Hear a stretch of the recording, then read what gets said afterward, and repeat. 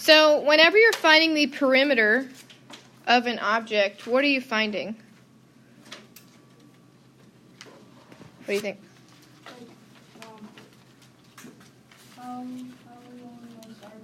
Yeah, how long the sides are. So you're going to find the length of all of the sides. So basically you add all the sides together. Okay, and that's your perimeter. All right? But for area, the only way to find area are through formulas. I'm going to remind you what they are today. We're doing basic shapes, square, rectangle, and triangle. And then after that, you're expected to know those area formulas. Okay, they are not new or anything like that. But we're going to have these in the coordinate plane. Okay, so it means you're going to have an x and y axis. Pretend that looks better. And you're going to have a triangle you'll find the area of, or you'll have a rectangle you'll find the area of, or perimeter. Okay, so that's what our goal is today. We're going to learn some words. If you remember, it is best to not write everything down right away. I'll tell you what's short, or the shortened version, because as you can see, this is a long definition. Okay, so I will tell you what to put. A polygon is a closed plane figure that meets the following requirements. So I would start with a closed plane figure, and then that.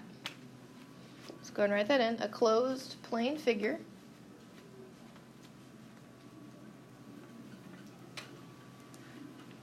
That is formed by 3 or more segments. We call those sides.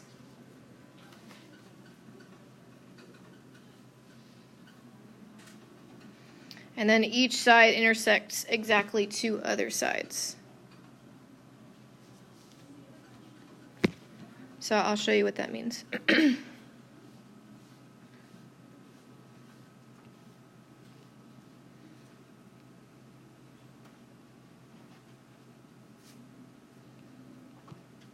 So we're going to go through and decide if these are a polygon based on those qualifications.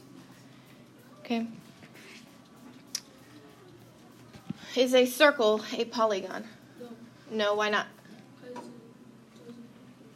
Yeah, it doesn't have any segments, so it would not be a polygon. Okay. What about this house type looking thing? Yeah, it is. So it's formed by segments, and what it means, each side intersects exactly 2 other sides at one point. You're not having overlapping. That makes sense. If we look at this piece where these 2 come together, okay, only 2 sides come together at this point. That's all that means. Okay. What about this star? It is. And then this little, whatever you want to call it. Carrot? No. Okay, why not that one? It wasn't closed. Okay. We're going to talk about sides. All you have to put, sides are the segments. Or the sides are segments is probably the best way to say. Sides are segments. And segments are straight lines. So there's no curved edge in a polygon. It's just a straight line, straight line, straight line, straight line. A vertex, or where the sides come together, or you could say endpoint of a side of the polygon. We also call these corners in layman's terms. So you can say endpoint of a side of the polygon, or you could say where 2 sides come together, any of that. All 3 of these terms are vocab terms, and vocab is on your quiz and on your test. Do you know when your quiz is? It's Monday, yeah. And then your first test is on Wednesday. Okay, so both are going to be on there, or these. Last thing is convex. If you have had contacts, you know convex, hopefully they taught you that. What is the opposite of convex? Concave. Okay, so let's see if I can shorten this. A polygon is convex if no line that contains a side of the polygon contains a point on the interior of the polygon. I cannot shorten it. I will explain it with a picture. So I'd write it down, and then I'll explain it to you.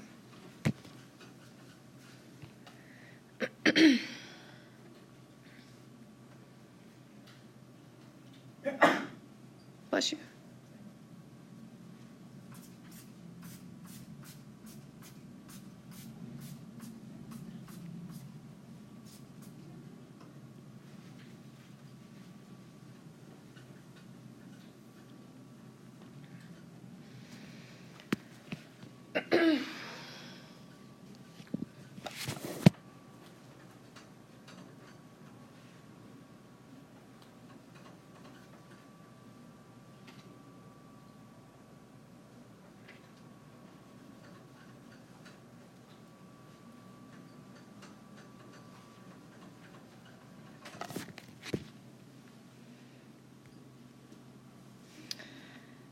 So we're going to name them convex if no line comes to the interior. Where is the interior?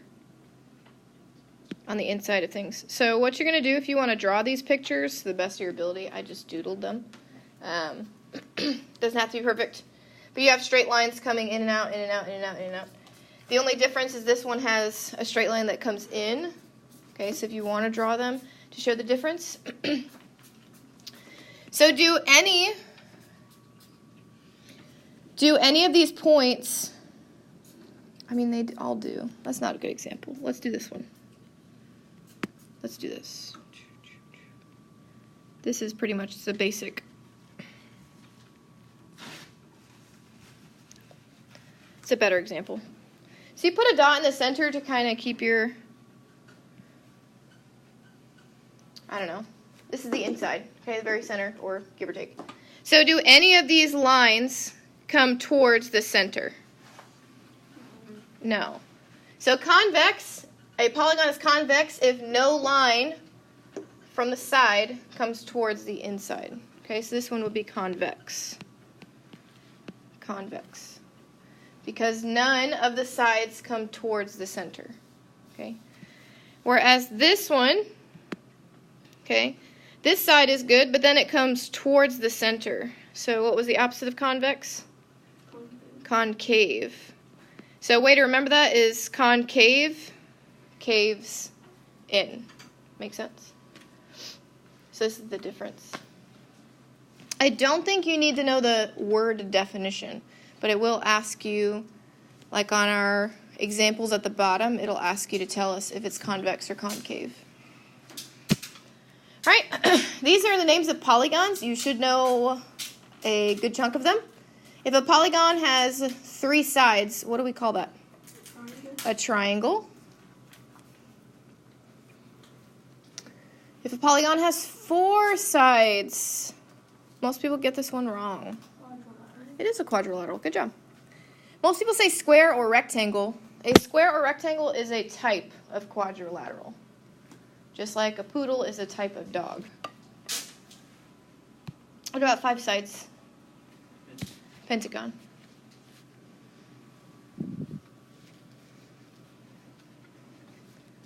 Six sides? Hexagon. 7 sides, most people don't know. It is heptagon. We should all know 8. Octagon. Where do you see an octagon in real life?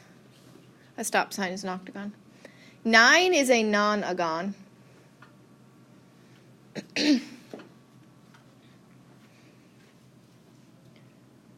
10. So think of what is 10 years called? A decade. So it's going to be a decagon, because deca means 10. It skips 11, but you should write in 11 anyways, because you need to know it for this book. It is hen decagon. So all of the numbers 10 through 19 have decagon at the end. Okay? So they'll have a prefix and then decagon. So 12 is do decagon. So you can think of like, what's 2 in Spanish? Dos. So it's pretty close to that. It's dodecagon is 12.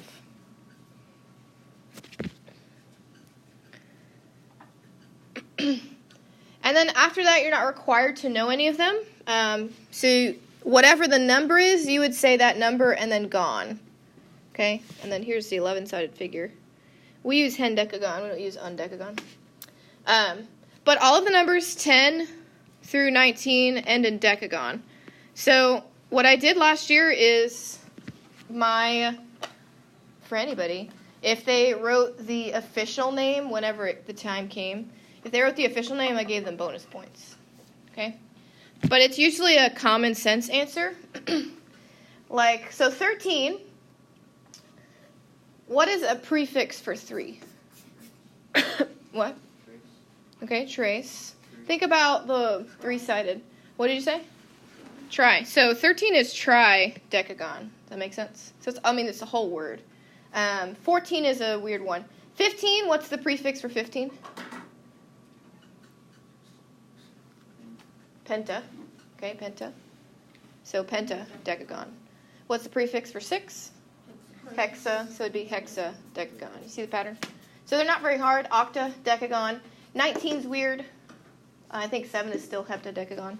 But anyways, if you wrote that, you would get bonus points on your quiz or your test. Okay, so you don't have to know it, but if you did, I think it was Andrew Doré who learned up to like 24. Worked for him. So we're going to classify each of these by the number of sides, tell whether it's convex or concave. So remember, concave caves in. Okay, convex points outward. There's not a cute way to say convex. So you could probably tell. We're going to classify by the number of sides first. You can do this one of 2 ways. You can literally count the sides, but I've seen people lose count because of that if there's a lot of sides. Or you can count the corners. So 1, 2, 3, 4. They're the same amount of vertices as there are sides. So you can count either one. So what do we call a 4-sided polygon? Quadrilateral.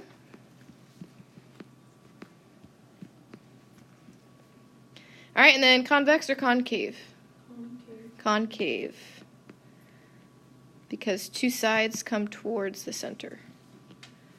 Good. Letter B.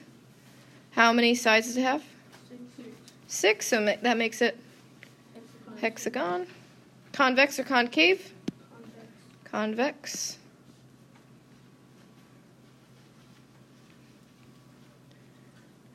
I know it's weird numbering, but number 1, how many sides does it have? 5, which makes it pentagon. It's concave. So concave because of these 2 sides coming in. Number 2, oddly. So how many sides? 1, 2, 3. So 7, yep, heptagon. Convex or concave? Convex. Convex.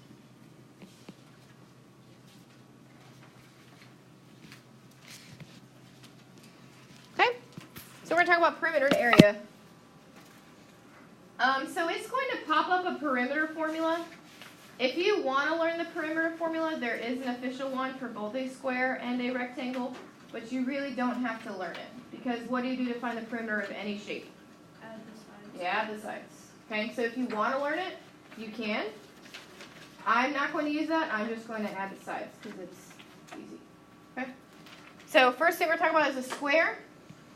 So again, this is a perimeter formula. You do not have to write it down. If you're going to use it, you can write it down. It's 4 times the sides because what should all the sides be in a square? Equal. Yeah, the same length. What do we call something that's the same length in geometry? Congruent. That's what all these tick marks mean. So all the sides should be the same number. That's why if one of the sides was 2, you can either count 2, 4, 6, 8. That's what I would do. Or 2 is the side, you plug it in the formula, and you still get 8. So it's up to you and your preference. Does anybody remember the square formula? Yeah, it's side squared. Or what I use, or it's length times width. because the length and the width are going to be the same number, it's the same answer. So you can use whichever one you like. You're going to get the same thing.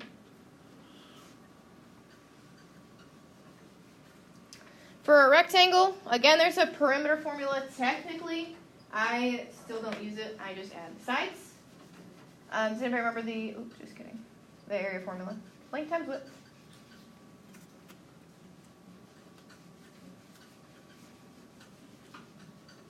Last, the triangle.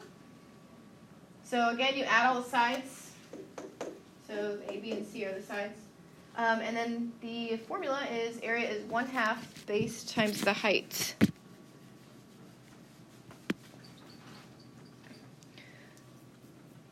So something to keep in mind, the base might not always be on the bottom, but it will always be the horizontal line.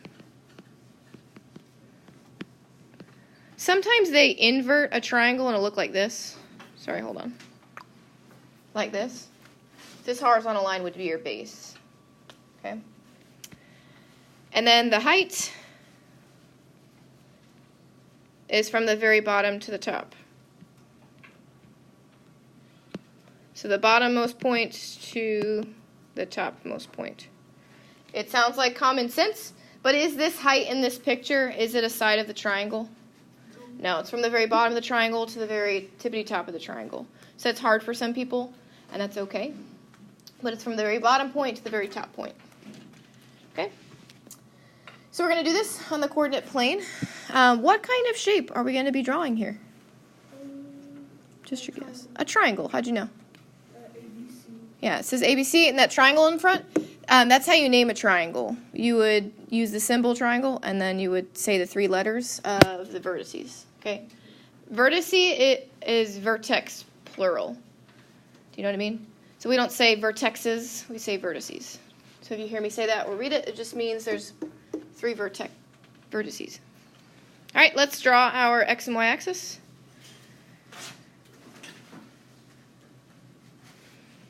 All right, and then we're going to plot our points.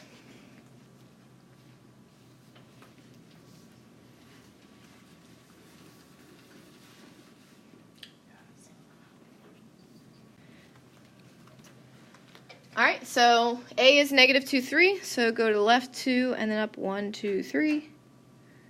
So here's A. You do want to label them as you go. B is 3, -3. So to the right, 1, 2, 3, and then down 1, 2, 3.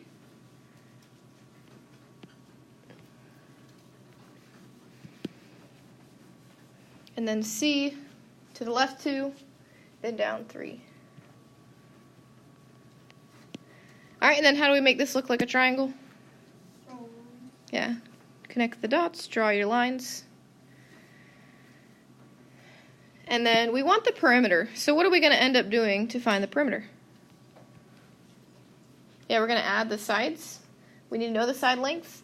You already noticed. How would I find the side length of my horizontal line down here? I'm going to count the boxes. So how many boxes are across here? 5. There are 5. Is there another one I can count? Yeah. Yeah, the vertical line. 6. It is 6. How do I find the length of my diagonal? Distance. The distance formula. So here is where you want to use the letters. What 2 points are we finding the distance between? A and B. So you'd write AB equals, because the length of AB.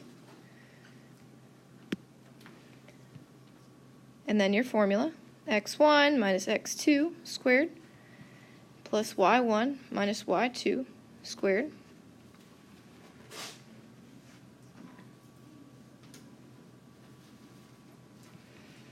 So what are the 2 points we're looking at?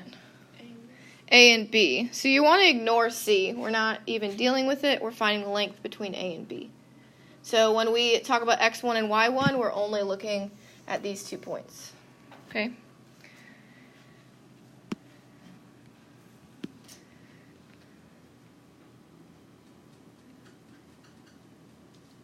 So where am I going to get my x1, or what is my x1? -2. And then what is my x2? 3. My y1. 3. It is 3. And then my y2. Negative 3.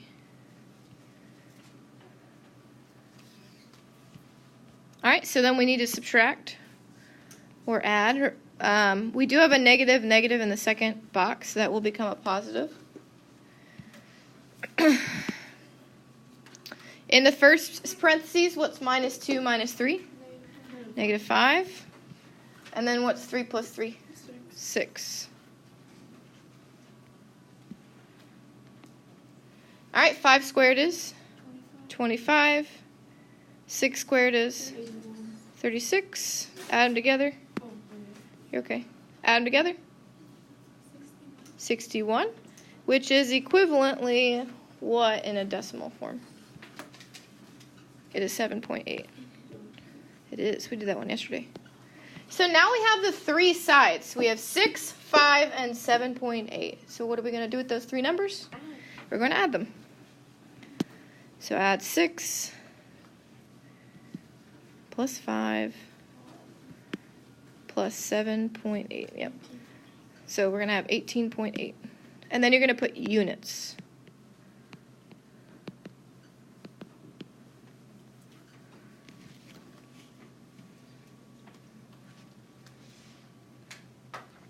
Triangles are the hardest for perimeter because rectangles and squares, you're just going to count the sides. So like if this were a rectangle, it would look like this. And then so if this side was 6, what would this side be? 6, this side is 5, this side's 5, and then you add them all up. So we don't do an example of a rectangle because it's very easy. Okay? All right, area. Find the area with these vertices.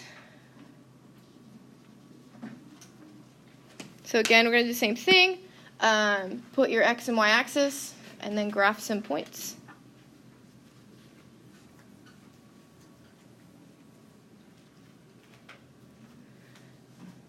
So over 1, up 3.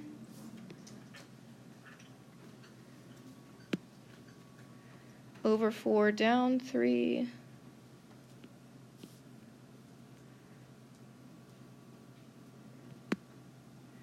And then left 4, down 3.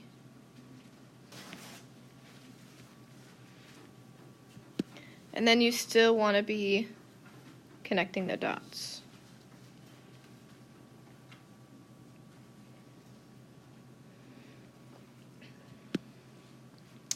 All right, so after this, what shape is this? Triangle. So what is the area formula for a triangle? 1/2 base times height. So we need to find the base. The base is always the horizontal line. So this one's easy. It's a something we can count. So it's 8. Yeah. Sorry, words were not coming to me. And then our height. Our height is from the very bottom point to the very top point. Sometimes it's easier to go from the top to the bottom. So starting at D and then just dropping down a line. So you're counting this line right here as your height. So how many boxes is it? 6. All right. Yep. And then you multiply. Does it matter what order you multiply in? No. So you have half of 8, which is 4, and then you still have that 6. 4 times 6 is 24, and then you would say square units.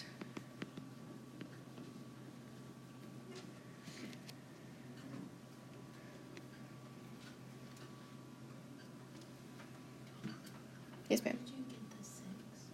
We counted from the very top to the very bottom. There's 1, 2, 3, 4, 5, 6. So the height is the hardest for most people to see. So I always start at the top and then just drop a line. So we're going to flip. We have one more to do. It's a rectangle. It is the area of a rectangle, I want to say, maybe. Yeah, area of the following quadrilateral. It is going to look like a rectangle, I believe. But either way, we start the same way. set up our graph.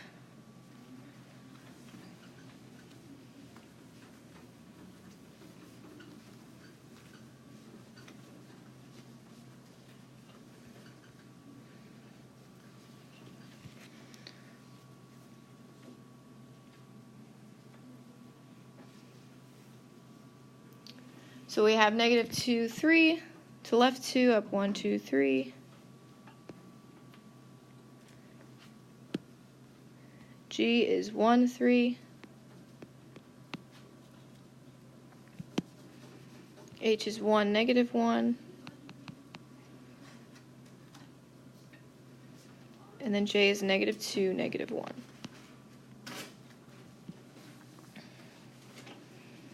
Connect your dots. So it is indeed a rectangle. We're finding the area. So what is the area formula for a rectangle? Length times width. If we were doing perimeter, you'd find all the sides. So we'll do this side first. What's the length here? 4 boxes. And then the width? 3. So then I'm just going to do 4 times 3, which is 12. Square units. Or units squared if you want to write.